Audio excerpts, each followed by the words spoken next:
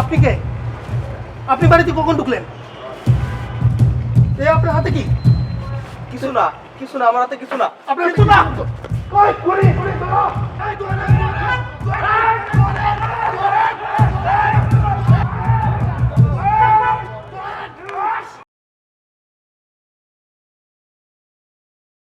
আপনি চাইলে আমার পোলারে বাঁচাতে পারেন স্যার। কেন, আপনার ছেলে কি করেছে? এই যে দেখেন স্যার, ওই কিন্তু খুন করে নাই। ওই মায়ের ভালোবাসতো, ও ওরে খুন করতে পারবে না স্যার। আমি অনেক কষ্ট করে দাদা আমার পোলারে মানুষ করছি। আপনি কি করেন? আমি স্যার দোকানদারি করি স্যার। লিমনের ফাঁসি হয়ে গেলে কেউ থাকবে না স্যার। আচ্ছা আচ্ছা, আপনি কাঁদাকাটি করুন, আপনি চুপ করুন। আমি আপনার কথাটা শুনি আগে, আপনার কথা শুনি, আপনার ছেলে দোষী কিনা সেটা দেখি আমি। আপনার ছেলে কিভাবে কি করেছিল? আরে আচ্ছা আচ্ছা, এটা উপায় তো হবে। আপনি আপনি আপনি আপনি আপনার টাকা নেন, আপনি আপনার টাকা গোছান তো, গোছান। স্যার আপনি আপনার টাকা গোছান আগে। স্যার, আপনি গোছান, আপনি গোছান, আপনার টাকা রাখেন। আপনি কি চাই আমার পোলারে বাঁচাবেন না স্যার? আমি আপনার পোলাকে বাঁচাবো। আপনার পোলা যদি নির্দোষ হয়ে থাকে অবশ্যই আমি আপনার ছেলেকে বাঁচাবো, আপনার কেসটা আমি নেব, ঠিক আছে? স্যার আপনার ফিস লাগবো না? আমার ফিস লাগবে না। আপনার যে ওই যে 5 টাকার একটা কয়েন পড়ে আছে সেটাই আমার ফিস। লিমনকে আমি অনেক কষ্ট করে পড়াশোনা শিখেছি স্যার। ও কোনোদিন কোনো মানুষের গায়ে হাত তুলে নাই। মানুষ খুন করা তো দূরের কথা স্যার। আপনি চায়ের দোকানদারি করে আপনার সন্তানকে লেখাপড়া শিখিয়েছেন, মানুষ করেছেন, এটাই হবে আপনার জন্য আমার পক্ষ থেকে পুরস্কার। আর আমার ফিস ওই যে 5 টাকার কয়েন, এটা আমার ফিস। আমি আপনাকে কথা দিচ্ছি আমি আপনার কেস লড়ব, ঠিক আছে? আপনি নিশ্চিন্তে বাড়ি যান মা, আমি দেখব। আল্লাহ আপনার ভালো করুন স্যার। দোয়া করবেন। আসসালামু আলাইকুম।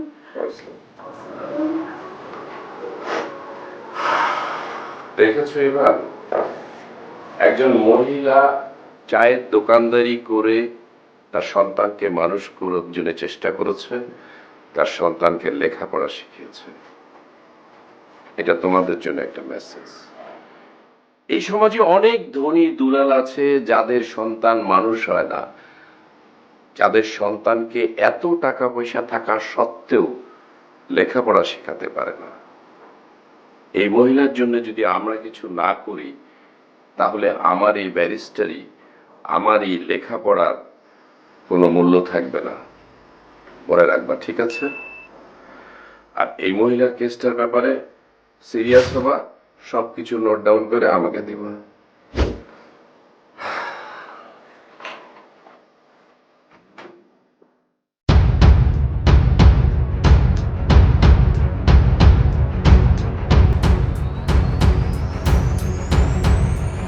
মাননীয় আদালত, আসামির কাঠগড়ায় যে যুবকটিকে দেখতে পাচ্ছেন উনি একজন প্রেমিক।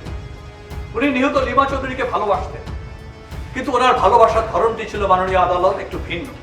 পৃথিবীতে যখন একজন প্রেমিক তার প্রেমিকার জন্য জীবন উৎসর্গ করে দেয়, আর ঠিক তখনই এই যুবকটি, এই প্রেমিকটি তার প্রেমিকার জীবন ধ্বংস করে দিয়েছে এবং প্রেমিকাকে খুন করেছে। মাননীয় আদালত, তিনি যাকে ভালোবাসেন সে অন্য কারো হোক এটা কখনো তিনি চাইতেন না, আর এই না চাওয়ার কারণে তিনি তার প্রেমিকাকে খুন করেছেন। মাননীয় আদালত, মাননীয় আদালত, প্রেমের এই বিভৎস রূপ পৃথিবীতে অনেক আগেই আমরাও দেখেছি।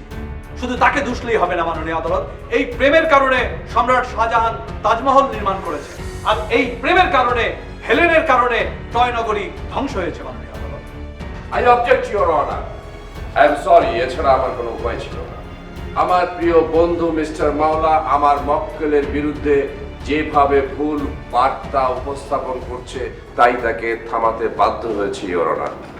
মাননীয় আদালত, প্রেম অমর, প্রেম স্বর্গীয়, প্রেম স্বর্গ থেকে আসে আবার স্বর্গে চলে যায়।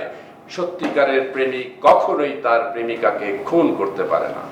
ইওর অনার, তাই আমি মিস্টার মাওলার উদ্দেশ্যে বলতে চাই, আমার মক্কেল যদি সত্যি সত্যি খুন করে থাকে তাহলে অবশ্যই আমার মক্কেল প্রতারক, প্রেমিক নয়। মাননীয় আদালত আমার বিপক্ষের বন্ধু বলেছেন প্রেমের কারণে ট্রয় নগরী ধ্বংস হয়েছে। আসলে এই উপস্থাপনটা ঠিক নয়। প্রেমের কারণে কখনোই ট্রয় নগরী ধ্বংস হয়নি। ট্রয় নগরী ধ্বংস হয়েছিল দুজন প্রেমিক প্রেমিকার প্রেম কিছু মানুষ মেনে নিতে পারেনি, সেই কারণে মাননীয় আদালত। আর মাননীয় আদালত এই মামলায় একই ঘটনা ঘটেছে বলে আমি বিশ্বাস করি। ও তাই? মাননীয় আদালত, আমার প্রতিপক্ষ বন্ধু ইয়ানুস সাহেবের সামনে আমি এখন এমন কিছু তথ্য উপাত্ত, এমন কিছু এভিডেন্স উপস্থাপন করব যার কারণে ওনার মক্কেলের সর্বোচ্চ সাজা হবে এবং আমি এই সর্বোচ্চ সাজা আশা করছি এবং সেই কারণে অগ্রিম তাকে আমি অভিনন্দন। মাননীয় আদালত, এই মামলার অর্থাৎ লিমা হত্যাকাণ্ড মামলার প্রথম সাক্ষী মোতালেব সাহেবকে জিজ্ঞাসাবাদ করার জন্য অনুমতি প্রার্থনা করছি। অনুমতি দেওয়া হলো। Thank you honour.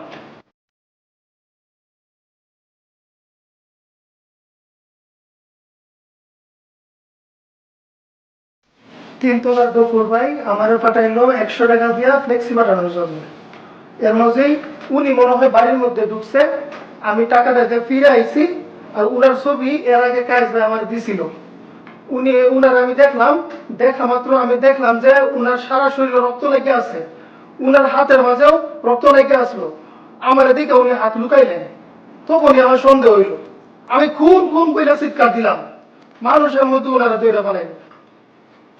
মাননীয় আদালত, এর পরেরটুকু আমরা সবাই জানি মাননীয় আদালত যে আসামিকে গণপিটুনি দিয়ে থানায় পুলিশের কাছে সোপর্দ করা হয়েছে। লিমা হত্যাকাণ্ডের বিচার আজকে শুধু তার পরিবারের দাবি নয় মাননীয় আদালত, লিমা হত্যাকাণ্ডের বিচার গোটা দেশবাসী প্রত্যাশা করছে। মাননীয় আদালত, আমি আপনাকে এখন এমন একটি প্রমাণ দেখাবো, এই সেই চাকু মাননীয় আদালত, যে চাকু দিয়ে লিমাকে খুন করা হয়েছিল। কিন্তু দুর্ভাগ্যজনক মাননীয় আদালত যে খুন করার পরে এই চাকুটি বেসিনের পানি দিয়ে ধুয়ে ফেলা হয়েছিল, যার কারণে এতে কোনো ফিঙ্গারপ্রিন্ট পাওয়া যায়নি। তবে মাননীয় আদালত, ডিজিজের এবং নিহত লিমার শরীরে বিভিন্ন রকম আলামত পাওয়া গেছে, যেটা আমি আপনার সামনে উপস্থাপন করব। এছাড়া ঘটনাস্থলে আসামির কিছু ফিঙ্গারপ্রিন্ট আমরা কালেক্ট করেছি মাননীয় আদালত, যেটা পুলিশের কাছ থেকে সংগ্রহ করে আমি আপনার কাছে উপস্থাপন করছি। মাননীয় আদালত, এই সেই ফিঙ্গারপ্রিন্ট রিপোর্ট যেখানে আসামির হাতের আঙুলের ছাপ রয়েছে।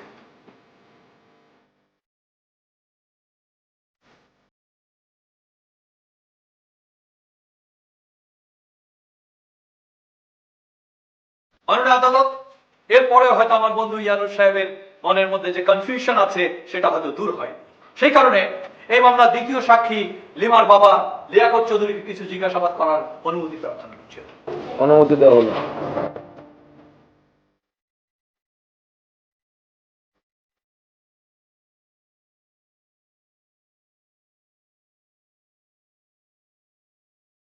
আচ্ছা লিয়াকত সাহেব, আপনি আমাকে বলুন যে আপনি সব জায়গায় বলেছেন যে লিমনেই আপনার মেয়ে লিমাকে খুন করেছে। আপনি কিভাবে নিশ্চিত হলেন যে এই লিমনেই আপনার মেয়েকে খুন করেছে? খুন করে পালানোর সময় হাতে নাতে ধরা পড়লো, তারপরে বলছেন আমি কিভাবে শিওর হলাম? ওই খুন করেছে আমার মেয়েকে। এর আগেও আমাকে হুমকি দিয়েছিল, তা সত্ত্বেও আমি ওকে আমার অফিসে রেখেছিলাম। দেখো, লিমা আমাদের খুব আদরের মেয়ে, ওর ইমোশনটা একটু বেশি। ও একটা ভুল করেছে, আমরা ভুলটা মেনে নিয়েছি, তুমি মেনে নাও। দেখুন, লিমা আমাকে আপনার অফিসে আসতে বলছে, তা না হলে আমি আসতাম না। আর এখানে মেনে নেওয়ার প্রশ্ন উঠছে কেন? লিমা যদি এসে বলে তোমার সাথে প্রেম করে ভুল করেছে, ও আমাদের পছন্দের ছেলেকে বিয়ে করতে রাজি হয়েছে, তখন তুমি কি করবে? প্রয়োজন হলে না একদম খুন করে ফেলবো। এই ছেলে কি বলো তুমি?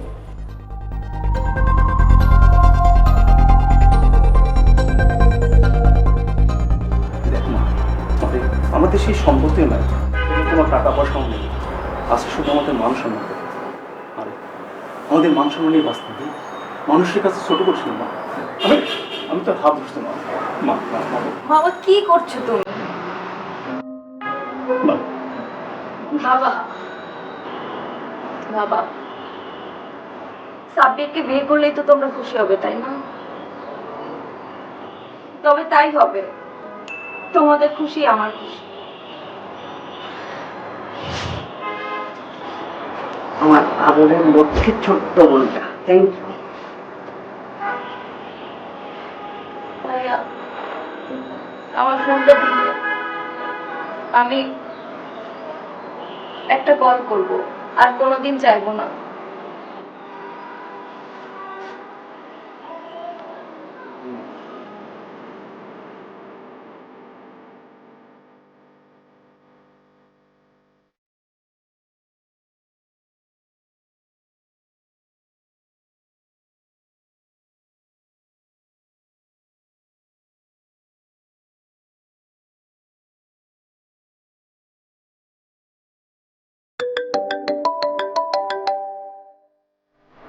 হ্যালো, তোমাকে আমি কতবার ফোন করেছি, তোমার ফোন বন্ধ ছিল কেন?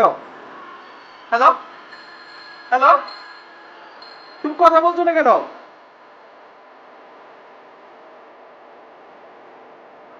তুমি আর আমাকে কোনোদিন কল দিবে না? তোমাকে ফোন করবো না মানে? তোমার আমার সম্পর্কটা এখানেই শেষ করে দেওয়া উচিত। কেন? কারণটা বললে তুমি কষ্ট পাবে। আমার সঙ্গে সম্পর্ক নষ্ট করতে চাচ্ছ, আর কারণ জানলে আমি কষ্ট পাবো? কারণটা আমি জানি, আমার মা চা বিক্রি করে, এটাই তো।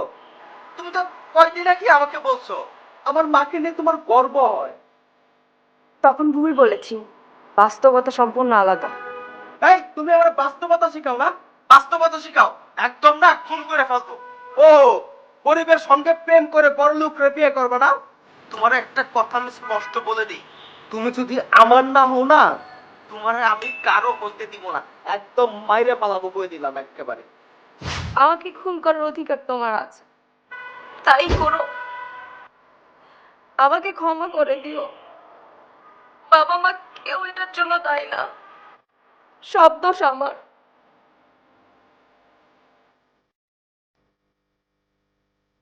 এবা এবা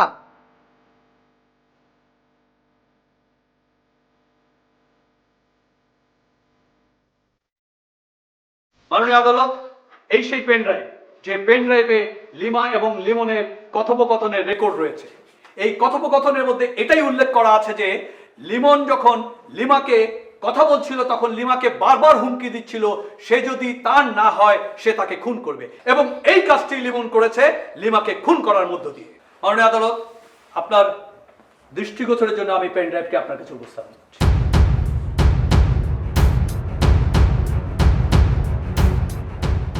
মাননীয় আদালত, আমি এখন আমার বন্ধু ইয়ানুর সাহেবকে বলতে চাই, এত সাক্ষী প্রমাণ, এত এভিডেন্সের পরেও, জলজন্ত প্রমাণ দিনের আলোর মতন যে এই লিমনই লিমাকে খুন করেছে, তারপরেও আপনি কিভাবে এই কেসটাকে আপনি হ্যান্ডেল করবেন, কিভাবে, এটা আমার কাছে বোধগম্য নয়। আমার কাছে মনে হয় মাননীয় আদালত শুধু সময় ক্ষেপণ করা ছাড়া আর কিছুই নয়। ইওর অনার, একজন সংগ্রামী মায়ের বিশ্বাস, মা বিশ্বাস করেন তার সন্তান খুন করতে পারে না। পৃথিবীর সকল মায়েরই বিশ্বাস যে তার সন্তান কোনোদিন অপরাধ করতে পারে না। ইওর অনার, এছাড়া আমি এও জানি মানুষের উপর বিশ্বাস হারানোটা পাপ। কিন্তু সেই মানুষটি যদি অমানুষ হয়, সম্পূর্ণরূপে প্রমাণ হওয়ার আগ পর্যন্ত তার উপর আমি বিশ্বাস রাখতে প্রস্তুত আছি।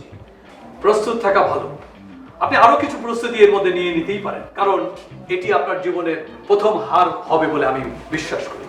মিস্টার মাওলা, আমরা একটু অপ্রাসঙ্গিক আলোচনায় চলে এসেছি। আমার মনে হয় মূল আলোচনায় আসা উচিত।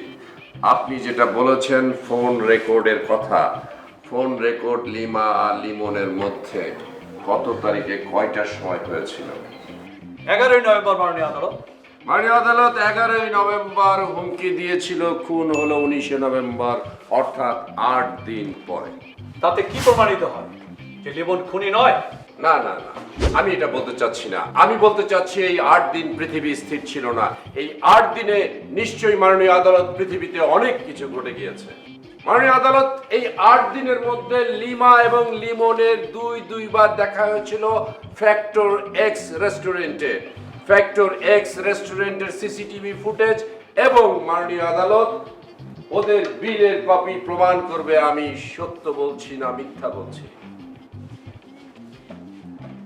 ইওর অনার, যদি সত্যি সত্যি লিমা লিমনকে ভুলে যেতে বলবে, তাহলে দুইবার কেন তারা একান্তে রেস্টুরেন্টে দেখা করবে, এটা আমার প্রশ্ন। আর যদি মাননীয় আদালত লিমনের খুন করার ইচ্ছা থেকে থাকতো, তাহলে দুইবার হাতের কাছে পেয়েও তাকে খুন না করে কেন বাসায় গিয়ে খুন করবে মাননীয় আদালত? মাননীয় আদালত, আমার প্রতিপক্ষ বন্ধু মিস্টার ইয়ানুর হয়তো এই মামলা সম্পর্কে খুব ভালো স্টাডি করেননি। স্টাডি করলে ওনার চোখে অবশ্যই পড়তো যে ভিকটিমের মেসেঞ্জার ইনবক্সে লিমন এবং প্রিয়ার যে যুগলবন্দি ছবি, এটা ওনার চোখে পড়তো, কিন্তু ওনার চোখে পড়েনি এটা। যে ছবিগুলি লিমা চৌধুরী খুন হওয়ার আগে প্রিয়া অ্যাঞ্জেল নামে পাঠিয়েছিল সেটা? হ্যাঁ মাননীয় আদালত, আসামি লিমনের সঙ্গে প্রিয়ার প্রেমের সম্পর্ক ছিল। এই প্রেমের সম্পর্কটি যখন ভিকটিম জানতে পারে, তখন লিমনকে সে প্রত্যাখ্যান করে। আর এই প্রত্যাখ্যান করে বলে লিমন রাগের বশবর্তী হয়ে তার প্রেমিকাকে সে খুন করে মাননীয় আদালত। থ্যাঙ্কস মিস্টার মাওলা, আমি তো চিন্তাই করিনি যে এই মামলায় প্রিয়া অ্যাঞ্জেল সম্পৃক্ত হতে পারে। মাননীয় আদালত, এই মামলার সুষ্ঠু বিচারের স্বার্থে প্রিয়া অ্যাঞ্জেল এবং লিমার সাথে যার বিয়ে ঠিক হয়েছিল সেই সাব্বির সাহেবকে আগামী শুনানির দিন কোর্টে হাজির থাকার আদেশ দানের প্রার্থনা করছি। I object your honour, Yanur সাহেব শুধু এই মামলাটা নিয়ে কালক্ষেপণ করছেন। মাননীয় আদালত, সত্যের পথ সবসময় স্বচ্ছ, কঠিন, লম্বা। আপন মহিমায় উজ্জ্বল হয়ে উঠে সে কখনোই শর্টকাট পথ বেছে নেয় না। মাননীয় আদালত, উপস্থিত তথ্য প্রমাণের ভিত্তিতে আদালত অ্যাঞ্জেল প্রিয়া ও সাব্বির আহমেদকে জিজ্ঞাসাবাদের অনুমতি দিচ্ছে। আদালত আজকের মতো মুলতবি করা হলো।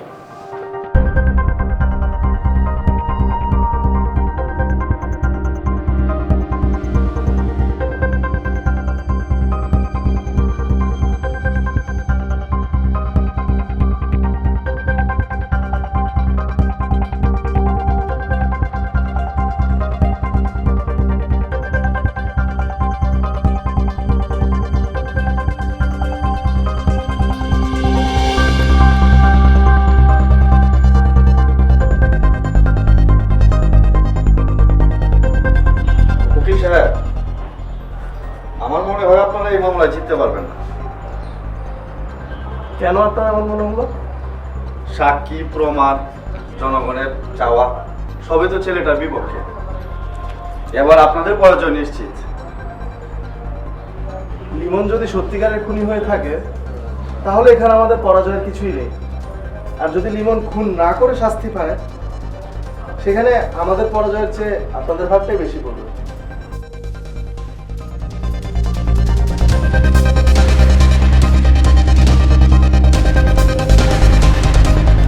কেমন আছেন?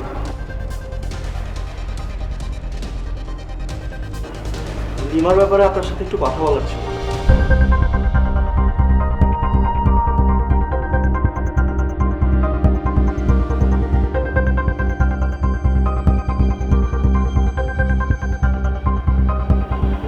লিমার মৃত্যুর পরও কারোর সাথে কথা বলবো না।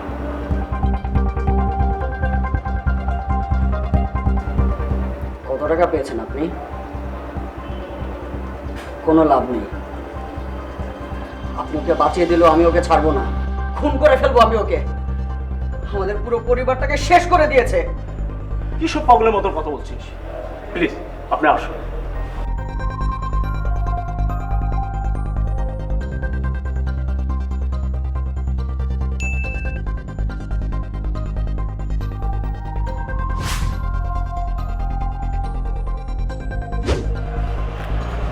স্যার কি কিছু কইবেন? একটা কাজ করতে পারবেন? লাভ থাকলে পারবো স্যার।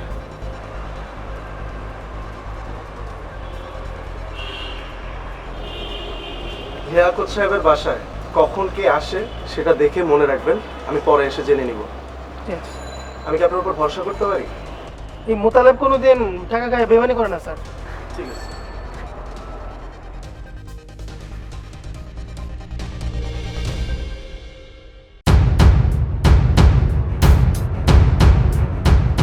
কেমন আছেন আপনি? ভালো নেই। দেখুন, আমি বলেছি আমি এই খুনের সাথে আমার কোনো সম্পর্ক নেই। আপনারা শুধু আমাকে বিব্রত করছেন। অদ্ভুত কথা বলছেন আপনি। আপনি আর আপনার সাবেক প্রেমিকের যুগল ছবি ভিকটিমের ফোনে ইনবক্স করার 2 দিন পর ভিকটিম খুন হয়েছে, আর আপনি বলছেন যে তার সাথে আপনার সম্পর্ক নেই। আই অবজেকশন ইউর অনার, আমার বন্ধু ইয়ানুর সাহেব দৃশ্যের সঙ্গে কি মেলাচ্ছেন এটা আমার বোধগম্য হচ্ছে না। তাহলে অবজেক্ট কেন বলছেন মাই ডিয়ার ফ্রেন্ড? আমার কাজকে বাধাগ্রস্ত করার জন্য? আপনি মামলাটাকে ভিন্ন খাতে ইয়ানুস সাহেব, আপনি কন্টিনিউ করুন। ধন্যবাদ মারিয়াদা। আপনাদের ছবিগুলি প্রমাণ করছে আপনাদের মধ্যে প্রেমের সম্পর্ক ছিল, এখনো আছে। 2 বছর সম্পর্ক ছিল আমাদের। লিমন আমার সাথে বিট্রে করেছে, তাই আমি প্রতিশোধ নিয়েছি। কিন্তু এত পরে কেন? আমি জানি লিমনের সাথে আপনি বিট্রে করেছেন, তার কারণ হচ্ছে লিমনের মা একজন চা বিক্রেতা। প্রেমের প্রথম দিকে কিন্তু আপনার এই প্রবলেমটা ছিল না। আপনার প্রবলেমটা শুরু হয়েছিল আপনার জীবনে যখন ইমরান এসেছে তখন। আপনাদের সম্পর্কের কথা তো লিমাও জানতো। হ্যাঁ, জানতো, তাহলে কিন্তু এই ছবিগুলোর কথা জানতো না। কিন্তু আমার প্রশ্ন হলো, এই ছবিগুলি আপনি লিমার ইনবক্সে কেন পাঠালেন? বললাম না প্রতিশোধ নিয়েছি। লিমন আমার সাথে বিট্রে করে সুখে থাকবে, এটা আমার সহ্য হচ্ছিল না। তার মানে আপনি ওদের মাঝে একটা ফাটল ধরাতে চেয়েছেন। হ্যাঁ, জীবনে প্রথম মনে হয় মিথ্যা বলছেন, তাই সবকিছু তালগোল পাকিয়ে ফেলছেন। লিমার সাথে সাব্বিরের বিয়ে কিন্তু অলরেডি ঠিক হয়ে গেছে। লিমন লিমার কাছে প্রতারিত হয়ে যখন হুমকি দিচ্ছে, ঠিক সেই মুহূর্তে আপনি আপনাদের যুগল ছবি লিমার ইনবক্সে পাঠিয়েছিলেন। স্ট্রেঞ্জ। এসব ছিল অভিনয়। ওদের দুজনের মধ্যে সম্পর্ক আগের মতোই ছিল। এই গোপন সত্যটা আপনি কার কাছ থেকে জানলেন? এই কথা তো আদালতে প্রথম উঠে আসলো। আমি ওদের সব খবর জানি। মানুষ তার বন্ধুর থেকে শত্রুর খবর বেশি রাখে।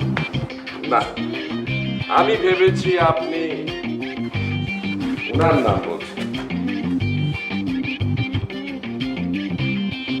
ইওর অনার, ইয়ানুস সাহেব আজকাল আদালতে মেন্টালিজমের চর্চা শুরু করেছেন। তিনি রীতিমতো এই আদালতকে একটা জাদুর মঞ্চ বানিয়ে ফেলেছেন। আমি তো বলি আদালত হচ্ছে পৃথিবীর সবচেয়ে বড় জাদুর মঞ্চ। 19 নভেম্বর লিমা যেদিন খুন হয় সেদিন আপনি কোথায় ছিলেন? বাসায় ছিলাম। মিথ্যে কথা, আপনি বাসায় ছিলেন না। সত্যটা বলুন। আমি বলছি আমি বাসায় ছিলাম। সত্যটা এটাই। বাসায় থেকে সারাদিন আমি উপন্যাস পড়েছি। শেষের কবিতার উপন্যাসটি আমি এক বসায় শেষ করেছি। মিথ্যে কথা। 19 নভেম্বর আপনি শেষের কবিতার বইয়ের মধ্যে ডুবেছিলেন না, আপনি ছিলেন অন্য কোথাও। আপনি মনে হয় আমার থেকে বেশি ভালো জানেন, তাহলে আপনিই বলে দেন না, আমাকে কেন জিজ্ঞেস করছেন? কি করব বলেন? মোতালেবকে ডেকে এনে যে আদালতে সাক্ষী দিয়ে প্রমাণ করব সেটাও পারছি না, কারণ হচ্ছে মোতালেব আবার টাকা খেয়ে বেইমানি করতে চায় না। ঘটনাস্থলে কোনো সিসি ক্যামেরা ছিল না, সিসি ক্যামেরা নাই। তবে লিমা যেখানে খুন হয়েছে তার পাশে একটা বাড়িতে সিসি ক্যামেরা আছে। সেই সিসি ক্যামেরা কিন্তু রাস্তার অনেক অংশই কভার করে। ইওর অনার, 19 তারিখের সিসিটিভি ফুটেজ প্রমাণ করে অ্যাঞ্জেল প্রিয়া সেদিন শেষের কবিতায় মগ্ন ছিলেন না, উনি ছিলেন খুনের নেশায় মগ্ন।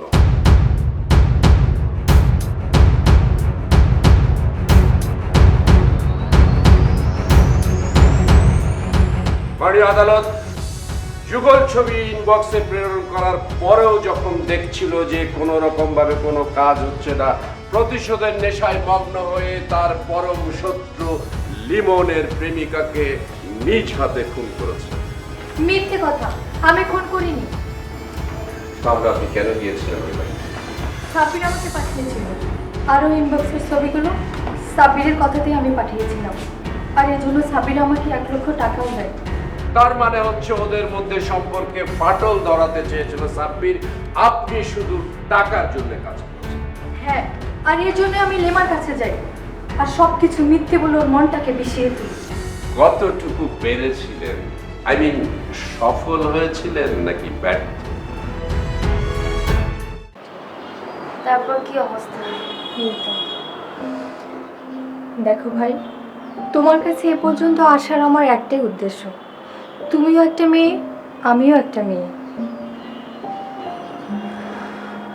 এসব কথা বলে এখন আর কি লাভ? তুমি হয়তো জানো না, সাব্বিরের সাথে আমার বিয়ে প্রায় ঠিক। আর যদি ঠকানোর কথাই আসে, আমি লিমনকে ঠকাচ্ছি। কিন্তু আমি তো শুনলাম আমার কারোর সাথে কথা বলতে ইচ্ছে করছে।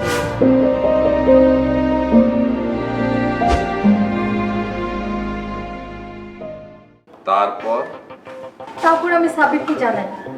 কি জানিয়েছিলেন? যা বললাম। সাব্বির কি তো একটা রেজাল্ট জানিয়েছিলেন? হ্যাঁ জানিয়েছিলাম।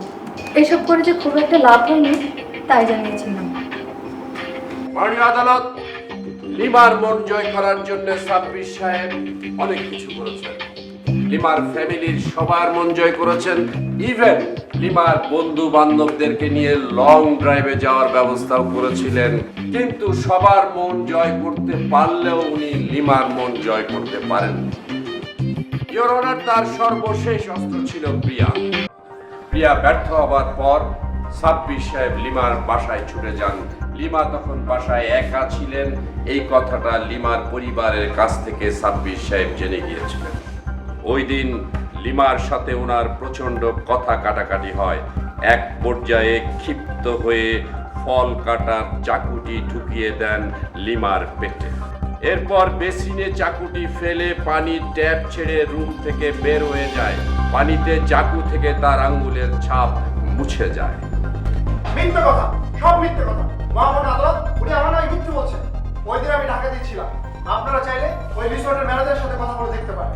ঠিক আছে, মোতালেব যদি টাকা খেয়ে বেইমানি করতো তাহলে হয়তো বা আমার কষ্ট একটু কম করতে হতো। ইওর অনার, ঘটনাস্থলের পাশের বাড়ির সিসিটিভি ফুটেজ প্রমাণ করে দিবে সাব্বির সাহেব খুনের সময় কোথায় উপস্থিত ছিলেন।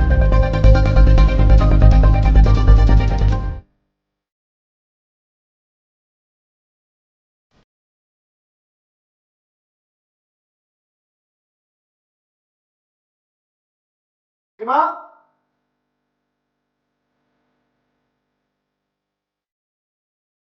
লিমা,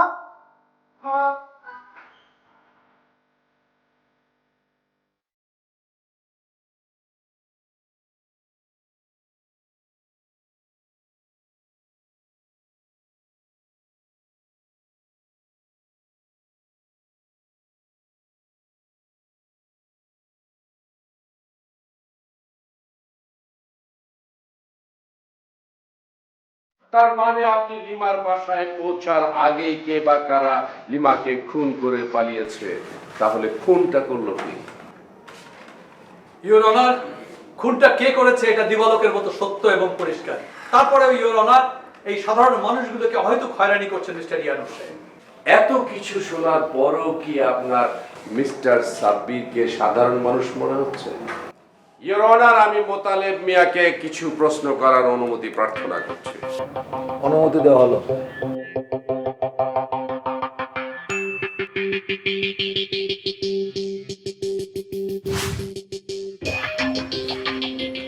বিশ্বাস করেন স্যার, আমি ওনার কাছ থেকে কোনো টাকা নিতে চাই নাই। উনি চুর করে আমার 20,000 টাকা দিয়ে দিয়েছেন। আমি টাকা মিথ্যে কথা বলছি স্যার। আচ্ছা মোতালেব মিয়া, আপনি তাহলে এখন সত্য কথাটা বলবেন। সত্য কথা বললে আপনার কোনো কিছু হবে না। যদি মিথ্যা কথা বলেন আদালতের সামনে দাঁড়িয়ে, তাহলে কিন্তু আদালত ইচ্ছা করলে আপনাকে সাজা দিতে পারে। এবার বলেন, সেদিন লিমাদের বাসায় কে কে এসেছিল? স্যার, ওই দিন বাসায় 3 জন আসছিল। 11টা-12টার সময় প্রিয়া ম্যাডাম আসছিল, তারপরে 2টা-3টার সময় সাব্বির সাহেব আসছিল, তারপরে লিমন সাহেব আসছিল। আচ্ছা মোতালেব, আপনি খুব ভালো করে মনে করবেন কে আগে এসেছিল, সাব্বির না লিমন? স্যার, সাব্বির সাহেব আগে আসছিল, তারপরে লিমন সাহেব আসছিল। ইওর অনার, ঘটনাস্থলে সাব্বির সাহেব যখন গেলেন তখন লিমা মৃত। ঠিক তার 1 ঘন্টা পর আমার মক্কেল ঘটনাস্থলে গিয়ে লিমাকে কিভাবে খুন করতে পারে?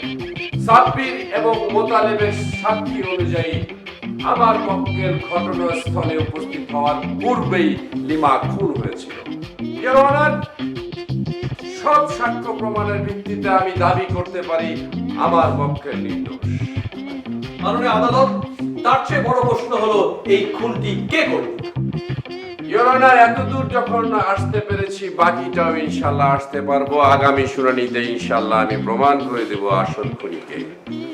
আদালত আজকের মতো মুলতবি ঘোষণা করা হলো।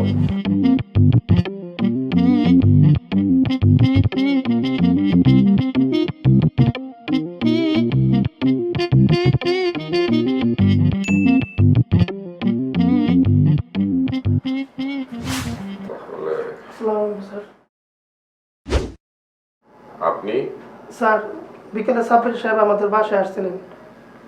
এটা বলতে এসেছেন না অন্য কিছু? স্যার আসলে আমি নিয়ত করছি স্যার, আমি আর জীবনে হারাম টাকা খাবো না স্যার। উনি আমাকে টাকা দিয়েছিলেন, আমি টাকাগুলো ফেরত দিতে আসছি স্যার। মানুষ যখন তার বিবেক দ্বারা দংশিত হয় তখন মানুষ ভালো হবার একটা সম্ভাবনা থাকে। আপনার ব্যাপারটা আমি দেখবো, ঠিক আছে? Thank you very much. এবার তোমার টাকাটা সে ফেরত দিয়ে গেছে, তোমার টাকাটা উঠিয়ে রাখো।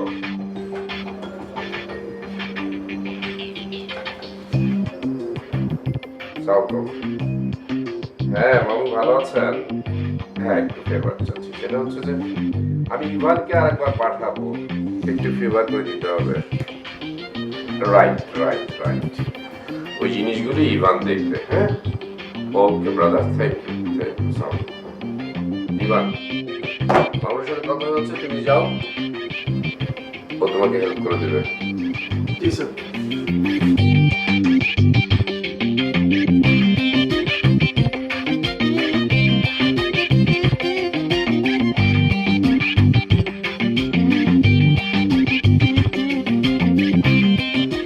মাননীয় আদালত, আমি এই মামলার সাক্ষী মোতালেবকে আরেকবার জিজ্ঞাসাবাদ করার অনুমতি প্রার্থনা করছি। অনুমতি দেওয়া হলো।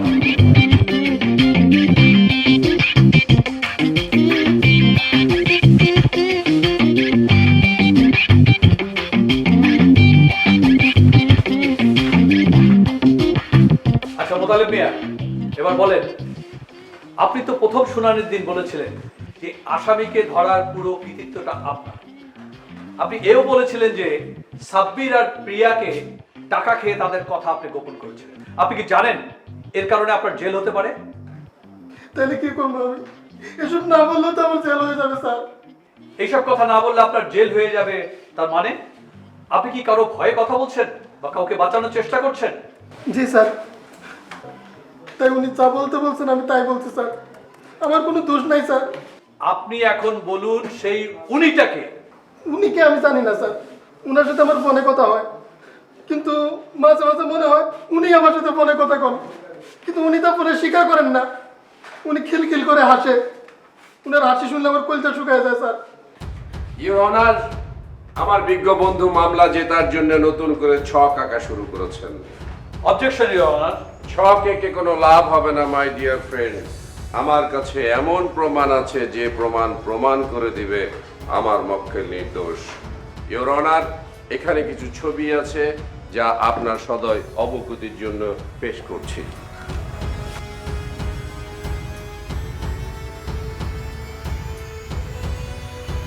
এটা তো একটা বিছানার ছবি, এটি দিয়ে আপনি কি প্রমাণ করতে চাচ্ছেন? ইউর অনার, আমার প্রমাণ লিমা চৌধুরীর বিছানা নয়, আমার প্রমাণ ওই ছবিতে লিমা চৌধুরীর বিছানার পাশে একটা ব্রিফকেস আছে, সেই ব্রিফকেসটা যার ভেতরে মাননীয় আদালত 40,000 টাকা ছিল এবং কিছু স্বর্ণ অলংকার ছিল, যা লিমা চুরি করেছিল তার ভবিষ্যৎ সংসারটা সুন্দরভাবে সাজাবে বলে। কিন্তু ওই ব্রিফকেসে যে 40,000 টাকা আছে সেটি আপনি জানলেন কিভাবে? চাইলে আপনিও জানতে পারেন। কিভাবে?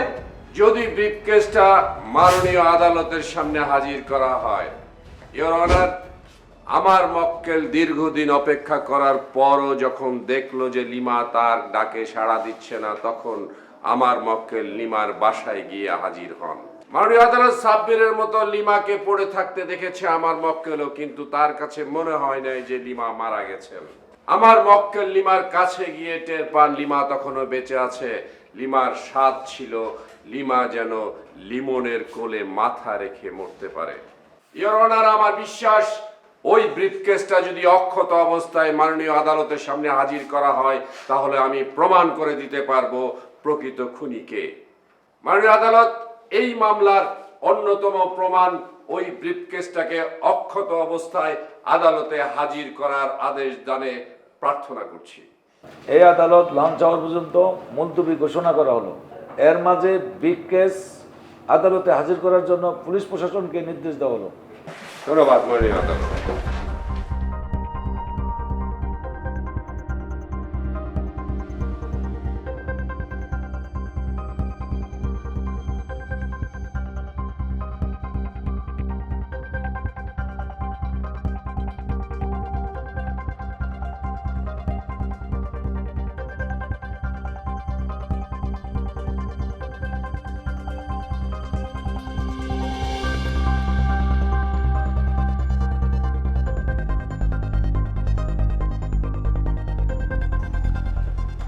মাননীয় আদালত, ব্রিফকেস তো খালি। যা ভেবেছিলাম তাই হলো, কনফিডেন্স লেভেলটা আর একটু বেড়ে গেল।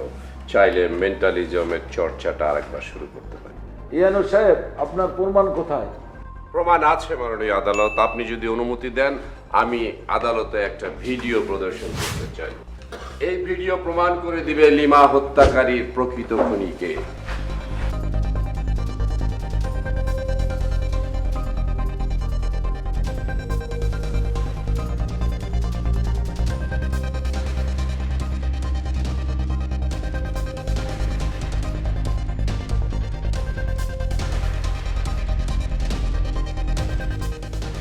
মাননীয় আদালত, এখানেও তো ব্রিফকেস খালি, হত্যাকাণ্ডের প্রমাণটা কোথায়? আশ্চর্য, প্রমাণ পাননি? আমি প্রমাণ আছে ব্রিফকেসের মধ্যে 40,000 টাকা সহ স্বর্ণ অলংকার। এই ব্রিফকেসটা অক্ষত অবস্থায় আদালতে হাজির করার আদেশ দানের প্রার্থনা করেছিলাম, আদালত মঞ্জুর করেছিল। সেই অনুযায়ী ব্রিফকেস মাননীয় আদালতে উপস্থাপন করা হয়েছে অক্ষত অবস্থায়, কিন্তু আদালতে ব্রিফকেস উপস্থাপনের আগে আমার ভিকটিমের মা সেই ব্রিফকেসটা খুললেন, প্রমাণটাকে সরানোর চেষ্টা করলেন, ভেতরে দেখলেন প্রমাণ নেই, এরপর ওই ব্রিফকেসটা যথাস্থানে রেখে দিলেন। ভিকটিমের মা এই কাজটা কেন করেছিলেন? উত্তর খুঁজেন, প্রমাণ পেয়ে যাবে। আর যদি আপনি উত্তর খুঁজে না পান, আমি আপনাকে উত্তরটা বলে দিতে চেষ্টা করছি। কেউ একজন ভিকটিমের মাকে ফোন করে বলেছে ওই ব্রিফকেসের ভেতর থেকে প্রমাণটা সরানোর জন্যে। ভিকটিমের মা খুনিকে বাঁচাতে প্রমাণ সরাতে চেষ্টা করেছে। বিষয়টা অদ্ভুত না? মিস্টার কায়েস, অযথা চেষ্টা করবেন না আপনার মায়ের নাম্বার আপনার ডায়াল লিস্ট থেকে ডিলিট করতে। সিডিআর আনলে প্রমাণ পেয়ে যাব আপনি কখন, কোথায়, কার সাথে, কয়টায়, কয় সেকেন্ডে কথা বলেছেন। ইওর অনার, আমি মিস্টার কায়েস চৌধুরীকে জিজ্ঞাসাবাদ করার অনুমতি প্রার্থনা করছি। অনুমতি দেওয়া হলো। ধন্যবাদ মাননীয় আদালত।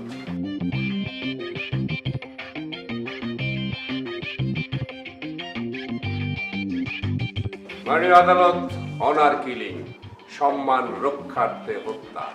পৃথিবীর বহু দেশে মাননীয় আদালত এই ধরনের ঘটনা ঘটে থাকে। নিজের পরিবারের সম্মান রক্ষার জন্য, নিজের গোত্রের সম্মান রক্ষার জন্য নিজের রক্তকে নিজে খুন করতে দ্বিধাবোধ করে না। অধিকাংশ ক্ষেত্রেই মাননীয় আদালত শিকার হয় নারীরা। এখানেও মাননীয় আদালত একই ঘটনা ঘটেছে। জনাব কায়েস চৌধুরী তার সম্মান রক্ষার্থে আপন বোন লিমা চৌধুরীকে খুন করেছেন। খুনের কথা জানার পর থেকে মাননীয় আদালত ওনার মা বাকরুদ্ধ হয়ে যান। প্রকৃতির কি নির্মম পরিহাস! বাকরুদ্ধ মা এখন ছেলেকে বাঁচানোর জন্য খুনের আলামত সরাতে চেষ্টা করেন। খুন কখনো সমস্যার সমাধান হতে পারে না মাননীয় আদালত। সমাধান হয়েছে। হ্যাঁ হ্যাঁ, সমাধান হয়েছে। তুই কি আমার কথা শুনবি কিনা বল? না, আমি শুনবো না তোমার কথা। দেখ, ফ্যামিলির একটা মান সম্মান আছে, এটা তোকে বুঝতে হবে। অনেক বুঝেছি, আর বুঝতে পারবো না। আমাদের পছন্দ করা ছেলেকে তোর বিয়ে করতে হবে, এটাই ফাইনাল। আমি বিয়ে করবো না, তুমি কি করবে? প্রয়োজন হলে আমি তোকে খুন করব। আমাদের বংশের মান সম্মানের জন্য তোকে আমি খুন করতে রাজি আছি। ও, আমাকে খুন করবে তুমি? করো। বাড়াবাড়ি করছিস। আমি বারবারই করছি।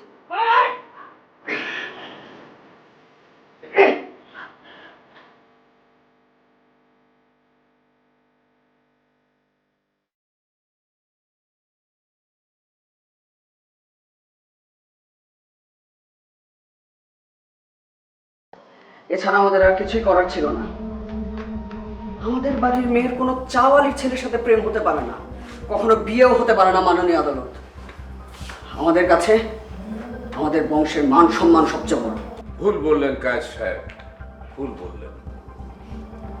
মাননীয় আদালত, একবিংশ শতাব্দীর এই প্রান্তে দাঁড়িয়ে আমরা মধ্যযুগীয় বর্বরদের মতো নিজেদের মান সম্মান রক্ষার্থে নিজেদের রক্তকে খুন করছি, এটা মনে হয় কোনো মতেই সমীচীন হতে পারে না। মাননীয় আদালত, সবার উপরে মানুষ সত্য, তাহার উপরে নাই, এই কথাটা যেন আমরা ভুলে না যাই। এই বক্তব্য রেখেই আমি আমার আর্গুমেন্ট শেষ করতে চাই।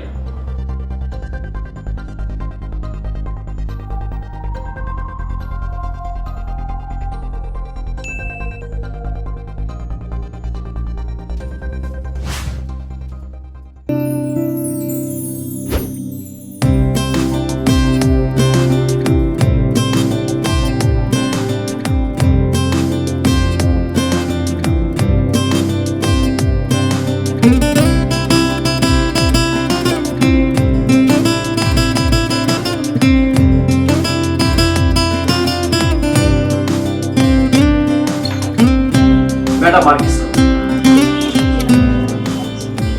ম্যাডাম, আপনি অনুমতি দিলে একটা কথা বলতাম। আজকে আপনাকে খুব সুন্দর লাগতেছে, মাশাআল্লাহ, অনেক ভালো লাগতেছে। জি ম্যাডাম, আসসালামু আলাইকুম।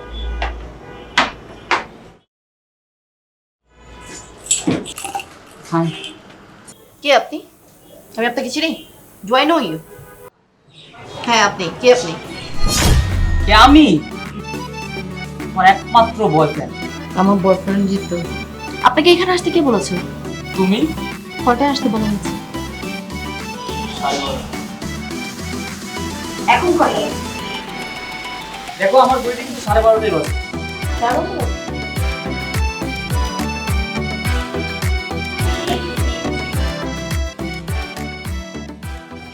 আসলে চলছে না। Enough Jitu, enough is enough. প্রত্যেকটা দিন তুমি লেট করো, প্রত্যেকটা দিন। এমন কোনো দিন নাই যে তুমি লেট না করো, এবং এভরিডে তুমি একটা ইস্যু ক্রিয়েট করো। যেমন আজকে তুমি ইস্যু ক্রিয়েট করতেছো কি তোমার ঘড়ি নষ্ট, তুমি একটা নষ্ট ঘড়ি পড়ে চলে আসছো। সিরিয়াসলি সরি আর কখনো বলবো না। Sorry my food, breakup is breakup. আবার ব্রেকআপ?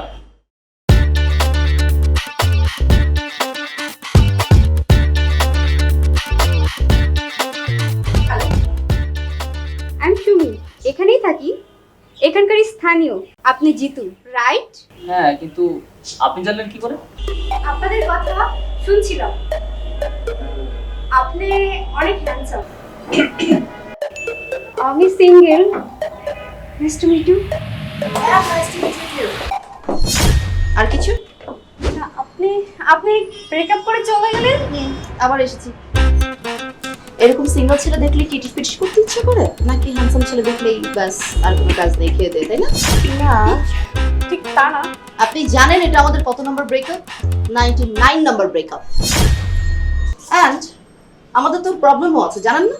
সেটা হচ্ছে আমাদের রিলেশনটা জেমস বন্ডের মতো স্ট্রং। হাজারবার ব্রেকআপ হবে, বাট ভাঙবে। ক্লিয়ার? কথা চালাচ্ছি। একদম ক্লিয়ার, কোনো ভেজাল নেই। আমার শুনে খুব ভালো লাগলো আপু। আপনাদের এরকম স্ট্রং বন্ডিং সবসময় থাকুক, এই শুভকামনা রইল আমার।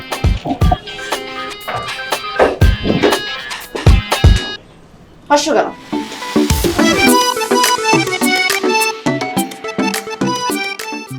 চোখটা খুলো। তুমি আগে আসো না। কোথায় যাচ্ছি জিতু? এই যে চলে আসছি। হ্যাঁ, এবার খোলো।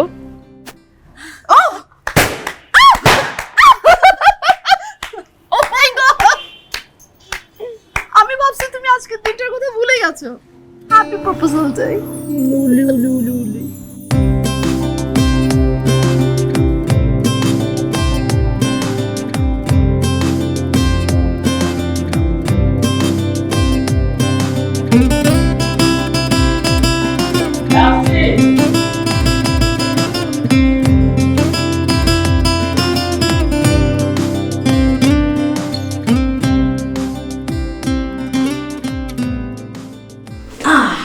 আজকে তোমার আসতে এত দেরি হলো যে ফুপি?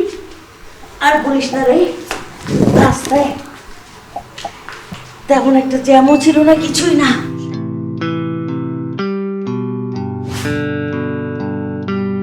ক্লাস থেকে বের হয়ে দেখি এক ভদ্রলোক তার 5 বছরের ছেলে নিয়ে দাঁড়িয়ে আছে। ওদের সঙ্গে অনেকক্ষণ কথাবার্তা বলতে হলো, সেজন্য দেরি হয়ে গেল। রাস্তায় তেমন একটা জ্যাম ছিল না। ও, কেন কোনো সমস্যা? হ্যাঁ রে, বাচ্চাটা নাকি আগে টুকটাক কথা বলতো, কিন্তু ইদানিং নাকি বাচ্চাটা কারোর সঙ্গে কথা বলছে না, কারোর সঙ্গে মিশতে চাইছে না, বাইরে যাচ্ছে না, সারাক্ষণ নাকি তার নিজের রুমেই বন্দি থাকতে চাচ্ছে। এটা সম্পূর্ণ অসুস্থ পরিবেশের ইফেক্ট আর কি। আই হোপ যে তাকে সুস্থ স্বাভাবিক একটা পরিবেশ দিতে পারলে সে আবার ঠিক হয়ে যাবে। স্বাভাবিক পরিবেশ মানে? তুই কি মনে করছিস জিতু? বর্তমান শহরে কি বাচ্চাদের জন্য সুস্থ স্বাভাবিক পরিবেশ আছে? ওরা কি ওদের সমবয়সীদের সঙ্গে কথা বলতে পারছে, খেলতে পারছে, মা বাবাকে সময় দিচ্ছে? হ্যাঁ, সারাক্ষণ সবাই টিভি, মোবাইল। উফ, এই মোবাইলটা যে বাচ্চাদের জন্য কি ক্ষতিকর জিতু, মানে বাবা মারা বুঝতেই পারছে না যে ওদের সন্তানদের কতটা ক্ষতি হচ্ছে। আমার মনে হয় কি, এই যে মোবাইল নিয়ে বাবা মায়েরা সারাক্ষণ যে যার মতো ব্যস্ত থাকছে, বাচ্চাদের সঙ্গে কথা বলছে না ঠিকঠাক ভাবে, তাদেরকে সময় দিচ্ছে না, এটা ভীষণ ক্ষতিকর বাচ্চাদের জন্য। এই বিষয়ে না জিতু প্রচুর প্রচার এবং প্রচারণা দরকার। সেটাই। ও ফুপি, তোমার জন্য একটা গিফট আছে, ওইটা আমি নিয়ে আসছি। আমার জন্য গিফট?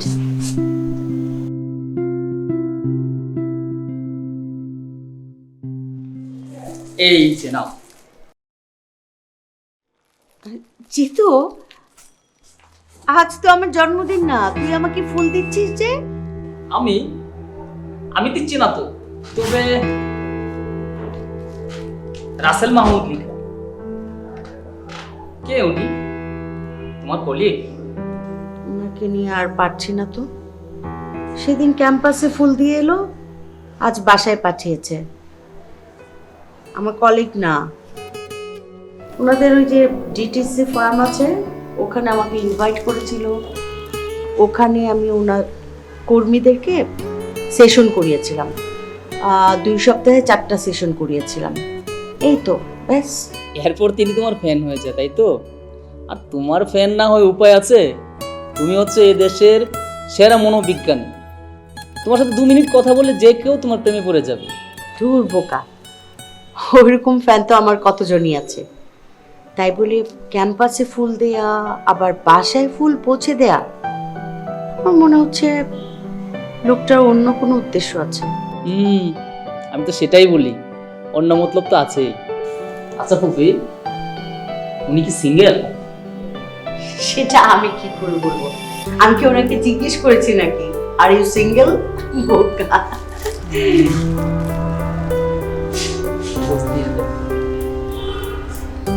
কিছু বললি আমাকে জিতু? না না কিছু না, তোমার জন্য আমি কফি নিয়ে আসছি। কফি খাবো তো? আচ্ছা আচ্ছা।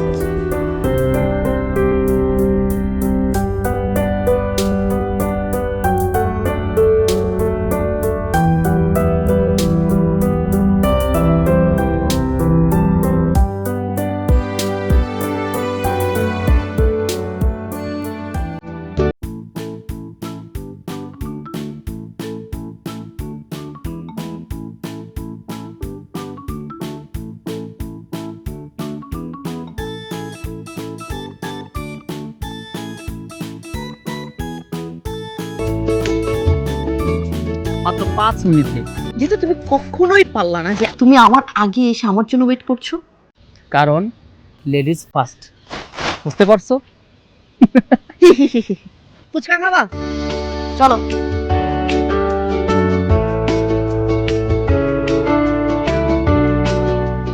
ইস, মাথা দুটো ফুল থাকলে কি যে ভালো লাগতো না। তো আশেপাশে তো কোথাও ফুল দেখতেছি। ও কেয়া, ফুল বলতে একটা কথা মনে পড়ে গেল। কি? আজকে না কফিতে একজন ফুল পাঠিয়েছে। এই মাংস নিচ্ছিস না কেন রে? তুই ইদানিং খাবার দাবার একদম দিও না ঠিক মতো খাচ্ছিস না জিতু। খাচ্ছি তো। আচ্ছা বুবি, তুমি কি ওই নিউজটা দেখেছো? কোন নিউজ রে বাবা? ওই যে ডিটিসি কোম্পানি তাদের গত বছর লাভের টাকা যে 50% পথশিশুদের দান করবেন, ওইটা আর কি। ঘোষণা করলে তো ভালোই, সেটা যেন বাস্তবায়ন হয়। মানুষ তো কত কিছুই ঘোষণা করে, বাস্তবায়ন হলেই হয়। আমার কি মনে হয় রাসেল মাহমুদ সাহেব যখন কথা দিয়েছেন, নিশ্চয়ই এটা বাস্তবায়ন করবেন। আসলে ওনাকে নিয়ে রিসার্চ করছি তো, তাই। তুই হঠাৎ ওনাকে নিয়ে রিসার্চ করতে গেলি কেন বলতো? বিষয়টা কি? না মানে ওই যে ওই নিউজটা দেখার পরে ওনার প্রতি আমার একটা ফিলিংস কাজ করলো আর কি। আসলে তুমি যা ভাবতেছো তা কিন্তু না। আমি কি ভাবছি?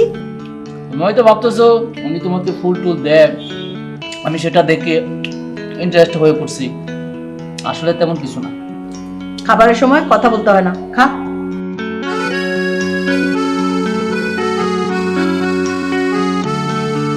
আচ্ছা ঠিক আছে, আমি হাত দিয়ে আসছি, তুমি আসো। কোথায় যাব? এই মাথার মধ্যে কি ভূত চাপলো বুঝলাম না।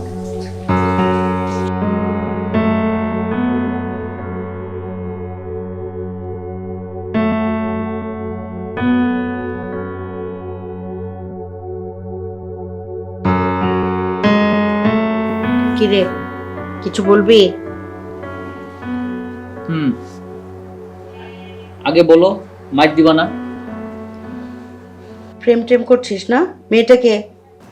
আগে বলো, মাইক দিবা না? আচ্ছা দেখা যাক, মার দিব না, বল কি? ফুপি, ফুপি আমি তোমাকে মেরে দেখতে চাই। আমার একটা ফুফা লাগে, আমি সকাল বিকাল তার কাছে নানা রকম আবদার করবো, তিনি সব আবদার আমার মেটাবেন। আমি জানি আমি এসব কথা কেন বলছি সেটা তুমি বুঝতে পারছি, কারণ তুমি একজন মনোবিজ্ঞানী। তুমি আমার জন্য যা করেছো, হয়তো আমার নিজের মা বাবা বেঁচে থাকলেও এতটা করতে না। তুমি আমার মা বাবা,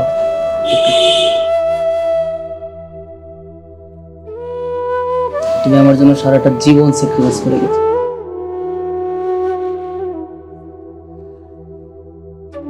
এবার প্লিজ তুমি তোমার সেটেল ডাউন করো, বিয়েটা করো প্লিজ।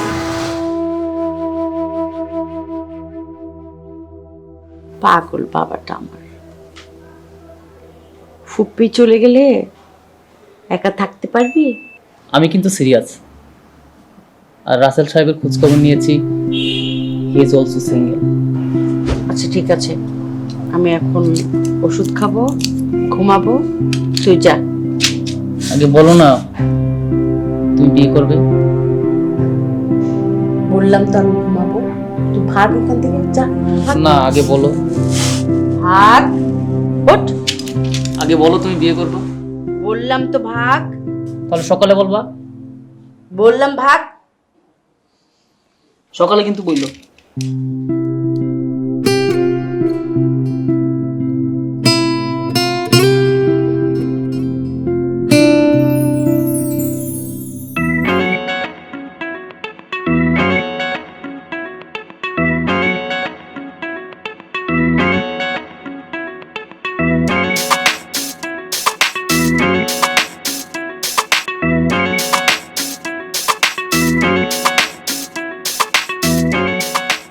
আপনি আপনি এসছেন?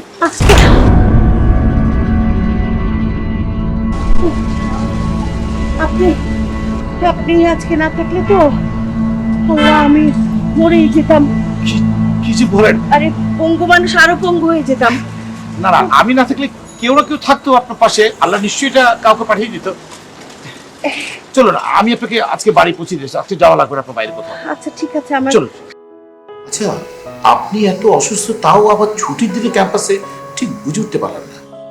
জরুরি একটা সেশন ছিল, একটা মোটিভেশনাল স্পিচ দেওয়ার ভীষণ দরকার ছিল, সেই জন্যই গিয়েছিলাম। আর অসুস্থ তো ছিলাম না, পড়ে গিয়েই তো বেশি ব্যথা পেলাম। সত্যি আজ যদি আপনি না থাকতেন, মানে হাত পা মোটকে পড়ে কোথায় যে যেতাম। ইস, না না, ব্যাপারটা ঠিক তা না। আসলে আপনার মতো একজন ভালো মানুষের জন্য আল্লাহ নিশ্চয়ই কাউকে না কাউকে হেল্প করার জন্য রাখতো। আপনি কি আজও ফুল দিতে গিয়েছিলেন নাকি? না, আজও ফুল দিতে যায়নি। আসলে ব্যাপারটা ঠিক তা না। হয়েছে কি, আমার অফিসের এমপ্লয়িরা আমাকে খুব করে ধরেছে। সেদিন আপনি এত সুন্দর করে মোটিভেশনাল স্পিচটা দিয়েছেন, ওরা মুগ্ধ হয়ে গেছে। ওরা আমাকে সবাই মিলে ধরেছে, স্যার ম্যামকে একটু বলে না আবার এসে যেন আমাদের একটা মোটিভেশনাল স্পিচ দিয়ে দেয়। সে কারণে জাস্ট, আর কিছু না। Mister Russell, do you know আমি একজন মনোবিজ্ঞানী। না, আমি অ্যাকচুয়ালি কিঞ্চিত মিথ্যে বলেছি, তবে এটা সত্য যে আমার আমার কালেক্টটা পছন্দ করেছে, তবে বেশি পছন্দ করেছে অ্যাকচুয়ালি আমি। চা খাবেন? ও হ্যাঁ, শিওর শিওর। জিতু, আমাদের চা খেতে ইচ্ছে করছে। আজকে জানো ওই ভদ্রলোক আমাদের বাসায় আসছিলেন। কোন ভদ্রলোক? ও আচ্ছা, উনি তোমার ফুপুর যে ওয়েল উইশার। হ্যাঁ, ওকে। অনেকক্ষণ বসেছিলেন। আচ্ছা, মজার মানুষ, এত সুন্দর করে কথা বলেন আর জানেনও অনেক। সত্যি কথা বলতে উনি আমার ফুপির প্রতি খুবই weak। তার সাথে কথা বলে কি তুমি এটা বুঝতে পেরেছো যে আসলে কি সে তোমার ফুপিকে নিয়ে সিরিয়াস কিনা? Definitely serious. আসলে উনি আমার ফুপির মেধাব প্রেমে পড়ে গেছে। আচ্ছা। আর ফুপির বিষয়টা নিয়ে যেটা বুঝলাম, এত সহজে মনে হয় না রাজি করানো যাবে। কেন? আসলে ফুপি তার ভাঙা পা নিয়ে খুবই বিব্রত। তিনি কারো বোঝা হতে চান না। তবে রাসেল সাহেব কিন্তু নাচুর বান্ধব। আমার মনে হয় না ফুপির ভাঙা পা তার কাছে ম্যাটার। আচ্ছা। ফুপির বিয়েটা হলেই পরে শুধু একটার পর একটা বিয়ে আর বিয়ে। একটার পর একটা বিয়ে মানে? হ্যাঁ, তোমার আর আমার বিয়ে। দেখো জিতু, আমার স্টাডি কিন্তু এখনো শেষ হয়নি। আমার স্টাডি কমপ্লিট করতে পাক্কা 1 বছর বাকি। তাতে কি, ও দেখতে দেখতে চলে যাবে।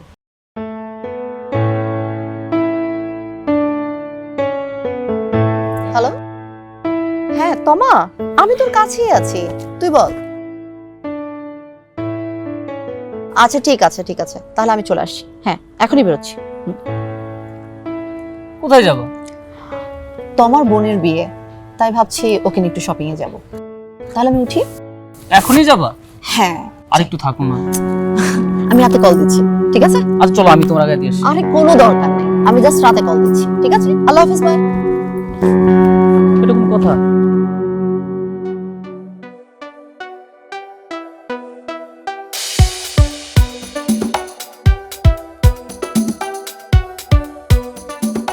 তুমি এখানে? চলে আসলাম। সেটা তো দেখতে পাচ্ছি, কিন্তু কেন? ভাবলাম আমাকে হয়তো তোমাদের দরকার। খুব দরকার। কিন্তু তোমাদের এত তাড়াতাড়ি শপিং শেষ? না, কে বলেছে? আসো আসো। আরো করবা? দাবার পানি কি? ফুচকা খাই, চলো। হ্যাঁ, মজা হবে। ফুচকা খাও আগে, আসো। মানে কি? চুলগুলিকে বাপরে বাপ কত বড় করেছিস, হ্যাঁ?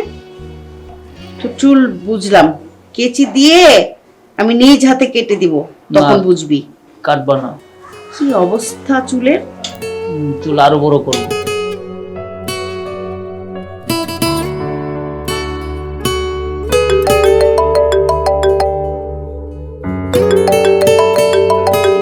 তোমার ফোন আসছে। কে ফোন করেছে? দেখো না, কথা বলো। আমি আসি, তুমি কথা বলে নাও।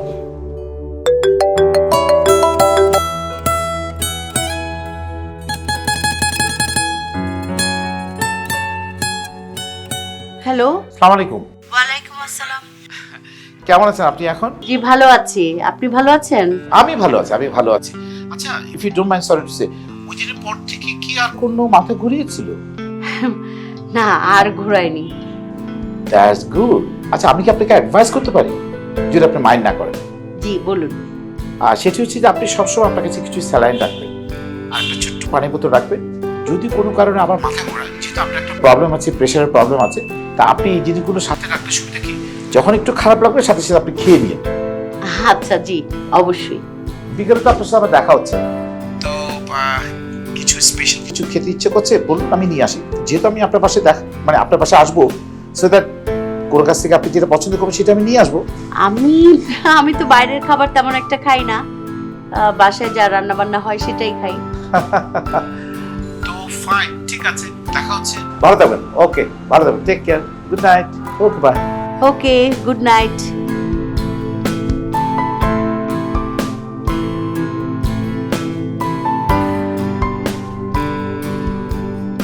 হ্যালো। হ্যালো। কি খবর তোমার? ফোন কেন দিচ্ছিল না আমাকে? কই ছিলা? এই তো ফুপি রুমে ছিলাম। আচ্ছা। তো আমাকে বলো কেমন লাগলো আজকে মেয়েদের শপিং টেনে? ডিসগাস্টিং। আমি জীবনে কোনোদিন মেয়েদের সাথে শপিং এ যাব না। আর বিয়ে শপিং করতে তো আরো না। কেন কেন কেন? বাড়িতে একটার পর একটা বিয়ে লেগে আছে। তাও তুমি কিভাবে বিয়ে শপিং করবে না শোনা? ডিসিশন ফাইনাল, সব অনলাইনে বুকিং দেব। আরে কি বলতেছো? শোনো, এরকম কথা বলো না। তোমার আমার যদি একবার বিয়ে হয় না, আমি তো প্রত্যেকদিন শপিং মলে যেয়ে পড়ে থাকবো। শুধু তুমি চিন্তা করবা টাকা ব্যাংকে আছে না নাই, কারণ সব তো ব্যালেন্স আমি শেষ করছি মাই ডিয়ার সুইটহার্ট। হ্যাঁ, টাকা তো আমারে কামড়ায়। একদম স্যাক্রিফাইস করতে হবে না, তুমি এটা বরং একসেপ্ট করে ফেলো যে তোমার বাকিটা জীবন শপিং মলে মলে কাটবে।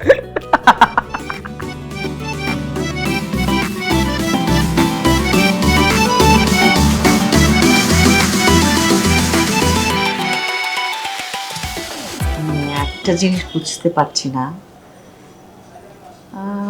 তুমি এত মান্যগণ্য একজন মানুষ,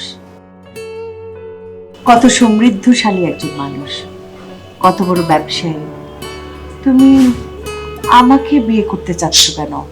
তুমি চাইলেই তো পৃথিবীর বেস্ট একজন নারীকে পেতে পারো। সেটাই কথা, কারণ তুমি হচ্ছে আমার চোখে বেস্ট। দেখো মারিয়া, আমার কিন্তু অনেক বয়স হয়েছে, বিজনেসের কাজে আমাকে সারা পৃথিবীর বিভিন্ন মানুষের সাথে মেলামেশা করতে হয়েছে। কখনো কিন্তু আমার মনে হয়নি যে আমাকে বিয়ে করতেই হবে। যেদিন আমি তোমাকে প্রথম দেখি, সেদিন আমার ভিতরে এক ধরনের অনুভূতি হয় যে না, তুমি তুমি তুমি আমার চোখে বেস্ট। কি যে বলো না, আমি একজন পঙ্গু মানুষ। তুমি নিজেকে পঙ্গু বলছো কেন? তোমার মতো এত ব্রিলিয়ান্ট, এত ভালো একটা মানুষ আমি পৃথিবীতে প্রথম দেখেছি। আমি আবারও বলছি, তুমি হচ্ছে আমার চোখে বেস্ট। জিতু ঠিকই বলে, তুমি মহান হৃদয়ের মানুষ, তোমার হৃদয়টা অনেক বিশাল।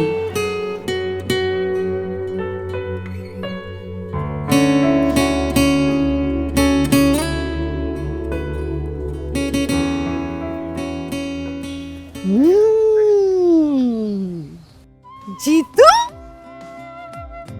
আজকে কিন্তু আমি ফার্স্ট। হ্যাঁ হ্যাঁ, সেটাই তো দেখতে পাচ্ছি। না মানে সূর্যটা আজকে কোন দিক দিয়ে উঠছিল? এই তোমার শরীর ভালো আছে? আরে দূর, সব ঠিক আছে। একটা বিশাল ঘটনা ঘটে গেছে। কি ঘটনা? আরে ফুফি তো বিয়ার জন্য রাজি হয়ে গেছে। কি বলবো? আরে it's all credit goes to you Jitu, seriously. আরে আমার না, সব ক্রেডিট ওই ভদ্রলোকের। তিনি আসলে খুব ভালো মানুষ। ব্যাপারটা কিন্তু ডিফিকাল্ট। তাহলে তুমি বলো, একজন মনোবিজ্ঞানের মন কেড়ে নেওয়া এটা কিন্তু জানো জানা কথা না। আমার কিন্তু তাকে দেখতে ইচ্ছে করছে। বিয়ের ডেটটা ফাইনাল হলেই তো তোমাকে বাসায় নিয়ে যাবো, দেন ফুফুর সাথে তোমার পরিচয় করাই দিই। এই জিতু, ভয় লাগছে তো? শুনেই ভয় লাগছে। আরে ভয় পাওয়ার কি আছে?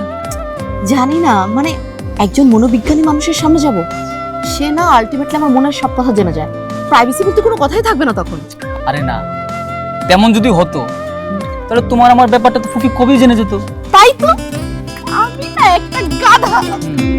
জিতু, আজকে আমি কি হ্যাপি। চলো যাই।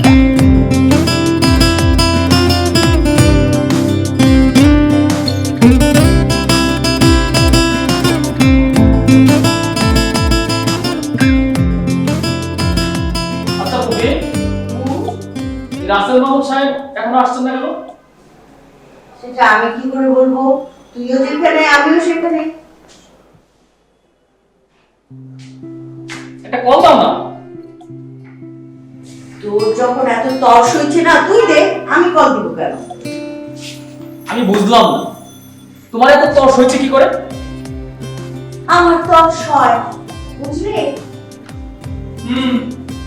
রাসেল মাহমুদ সাহেব ফর দ্য ফার্স্ট টাইম আজকে আমাদের বাসায় আসছে অফিশিয়ালি তোমার সাথে মিট করার জন্য।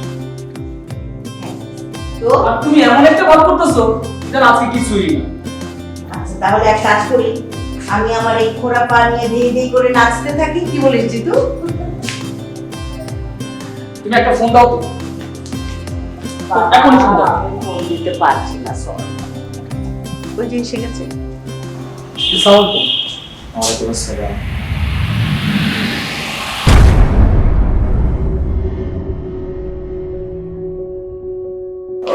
ওকে। আমার ছোট বোন কেয়া।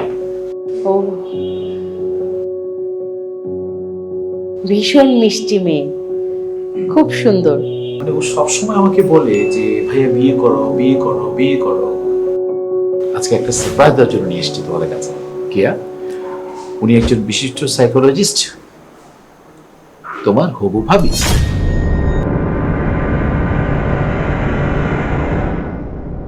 আর তোমার হবু ভাবি ভাইয়ের ছেলে জিতু।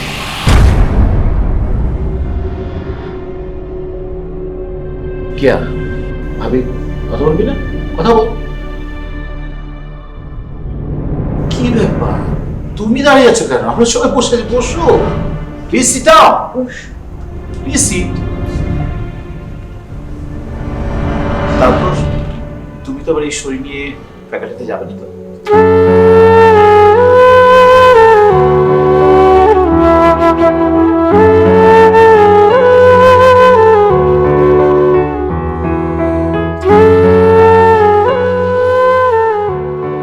দোস্ত, এটা তুই কি বললি আমাকে? জিতুর ফুপির সাথে যদি তোর ভাইয়ের বিয়ে হয়ে যায় তাহলে তো তোর ভাই জিতুর ফুপা হয়ে যাবে, আর তুই সম্পর্কে আন্টি হস। যেভাবে হোক কিছু একটা কর, না হলে তো তোদের সম্পর্কের মধ্যে একটা ক্রাইসিস পড়ে যাবে। প্লিজ একটু চুপ থাক। তুই এভাবে ভেঙে পড়িস না তো। তুই জিতু ভাইয়ের সাথে কথা বল, নালে তোর ভাইয়ের সাথে কথা বল। তাদের তো বিয়ের কথা চলছে, বিয়ে তো আর হয়ে যায়নি।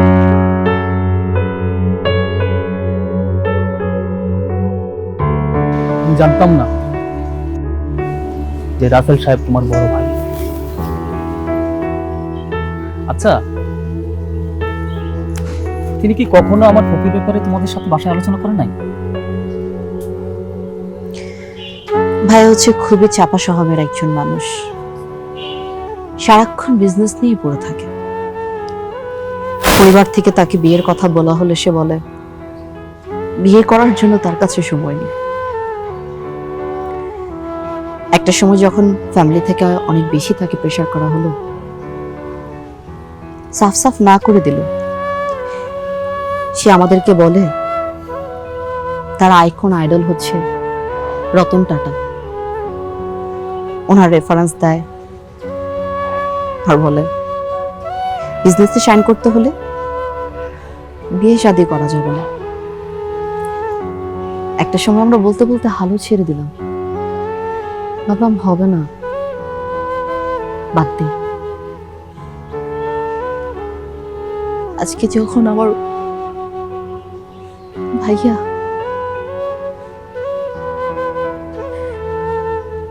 কাউকে নিজে থেকে খুঁজে বের করেছে, নিজের জীবনটা সাজাতে চাইছে, এখানে আমার কতই না খুশি থাকার কথা। আর আমি কি না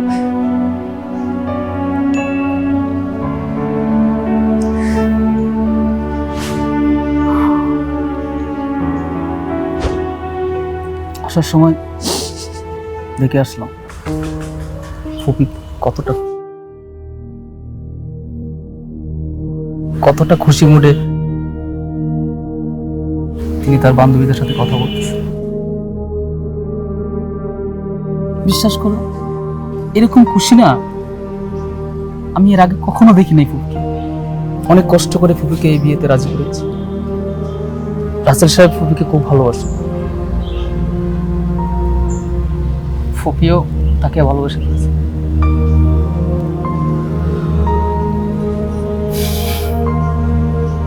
এই বিয়েটা না হলে না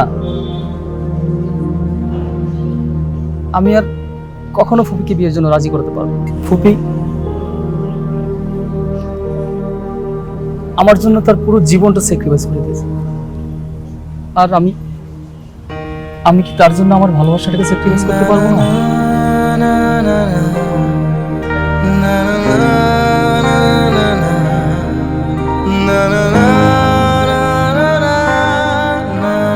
তুমি আমি চাইলেই নতুন করে আবার জীবনটা শুরু করতে পারি। কিন্তু আমার ফুপি, তুমি কখনো সেটা পারবে না। আমরা কি আমাদের আপনজনদের জন্য আমাদের ভালোবাসাটা স্যাক্রিফাইস করতে পারি না? একজনকে ভুলে থাকতে পারি না? আপন মানুষকে চাইলে ভুলে যায়।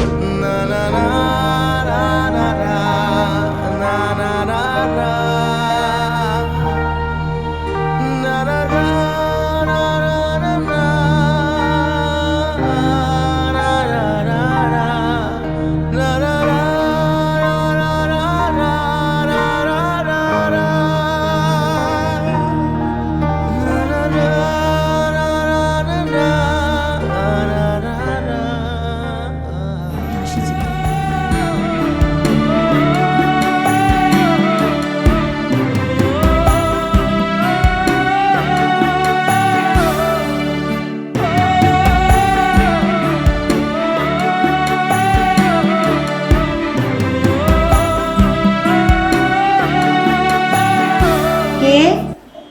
দরজা খোলা আছে, চলে আসেন প্লিজ। ও কিয়া, এসো। আসসালামু আলাইকুম। ওয়ালাইকুম আসসালাম, বসো। ভাইয়া কিছু জিনিস দিয়ে পাঠালেন, তার একটা কনফারেন্স আছে, তা না হলে সে নিজেই আসবে। ও কোনো সমস্যা নেই, তুমি এসছো তাতে আমি ভীষণ খুশি হয়েছি। চা খাবে? না না, আপনার কষ্ট করার কোনো দরকার নেই। আমার কষ্ট করতে হবে না, চা খাবে তুমি? না, বলছিলাম বাসায় কি আপনি একাই, আর কেউ নেই? আছে তো, জিতু। ও মনে হয় ছাদেই গেল কিনা, ওকে ডাকবো? না, তার চেয়ে বরং আমি না হয় একটু ছাদে যাই। ছাদে যাবে? আচ্ছা ঠিক আছে, আমাদের ছাদে খুব সুন্দর সুন্দর গাছপালা আছে, দেখে নিও। ঠিক আছে, যাও ঘুরে এসো।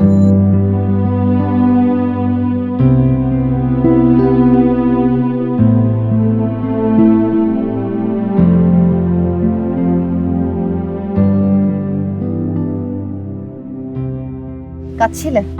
না, এই ছোট ছোট পোকা হয় না, এটা হতে পড়েছিল আর কি। তুমি হঠাৎ এখানে? হ্যাঁ, ভাইয়া কিছু জিনিস দিয়ে পাঠালো, তা নিয়ে আসছি। আশার খুব বিয়ের আয়োজন চলছে, তাই না? গুড। ঠিক আছে, আমি তাহলে আসি। এখনই চলে যাবে?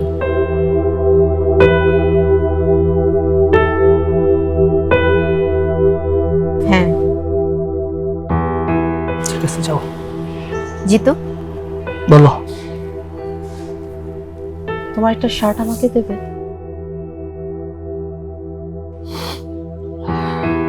কেন? ছোটবেলায় মাকে হারানোর পর সারাক্ষণ মার শাড়ি নিয়ে পড়ে থাকতাম, শাড়ি থেকে গন্ধ শুকত, তাতে মাকে পেতাম। বড়বেলায় তোমাকে হারাতে যাচ্ছি, তোমার কথা মনে পড়লে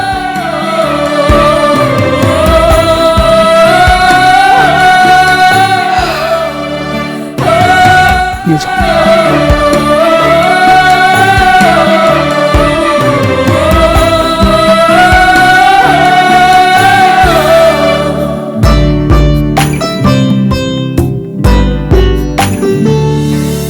প্রিয় মানুষটা চাইলে কি ভোলা যায়, ছিঁড়তে গেলে প্রাণের বাঁধন, টান লাগে রে কলিজায়। ও প্রিয় মানুষটা চাইলে কি ভোলা যায়, ছিড়তে গেলে প্রাণের বাঁধন, টান লাগে রে কলিজায়। যত অবহেলার যন্ত্রণাতে আমার হৃদয়টা পরাশ। তবু ভেতর জুড়ে তুই জানি আমার শুধু যে তোর বসবাস।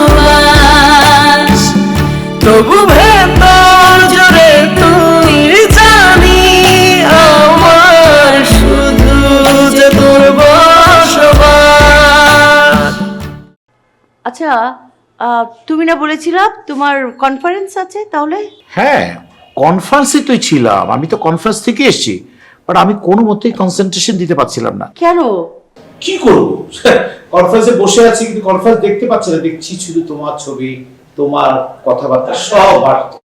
হ্যাঁ জিতু, এদিকে এসো। না, সে কথা আমি বলছি না। এই, তুই সারাক্ষণ এমন চোর চোর ভাব করে থাকিস কেন বলতো? আমি কিন্তু তোমার ভিতরে অনেক পটেনশিয়ালিটি দেখতে পাচ্ছি। তুমি যেভাবে চাকরির ক্ষেত্রে তত্তর করে এগিয়ে যাচ্ছ, আই এম স্যাটিসফাইড। আমি জানি তোমার কমিউনিকেশন স্কিল অনেক ফাস্ট, অনেক হাইস্ট, অনেক হাই। তবে জিতু, একটি কথা আছে, সেটি হচ্ছে আমার আর তোমার ফুপির যে বিয়ের ব্যাপার, যে তোমার যে সাপোর্টটা, এটা আমি সারা জীবন মনে রাখবো। আমি তো ভেবেছিলাম যে জীবনে কোনোদিন বিয়ে করব না, কিন্তু জিতু সবকিছু এমন ড্রামা সাজিয়ে সে এমন ভাবে সবকিছু ফেস করলো যে আর দেখতে হবে না কার ভাই ছেলে। বাই দ্য ওয়ে, আচ্ছা জিতু, তোমার জীবনে কি কোনো প্রেম ভালোবাসা আসে? হ্যাঁ, না আমার আসলে তেমন কেউ নেই।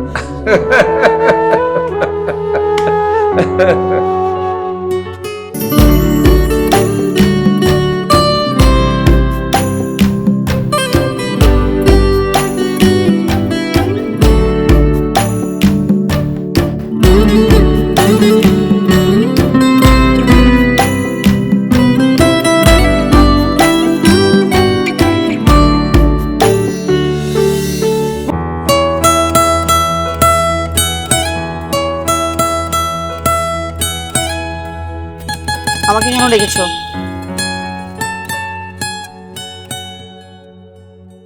সবকিছুর জন্য তোমার কাছে সরি বলা ছাড়া আমার আর কিছু বলার নেই। আমাকে এইসব বলার জন্য ডেকেছো? না, কাল তোমার ভাইয়ের সাথে আমার ফুপির এনগেজমেন্ট।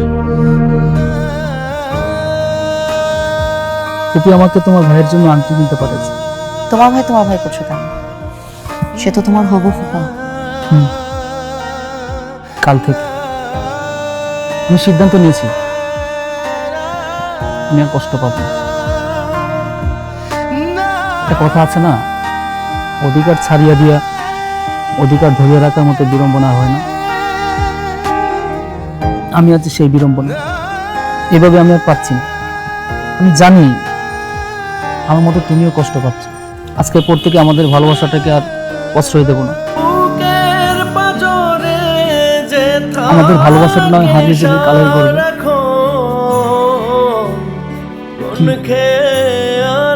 পারবে না? ভুলবো তাকে, উপায় জানে না রে মন। ও বুকের পাজরে যে থাকে সারাক্ষণ,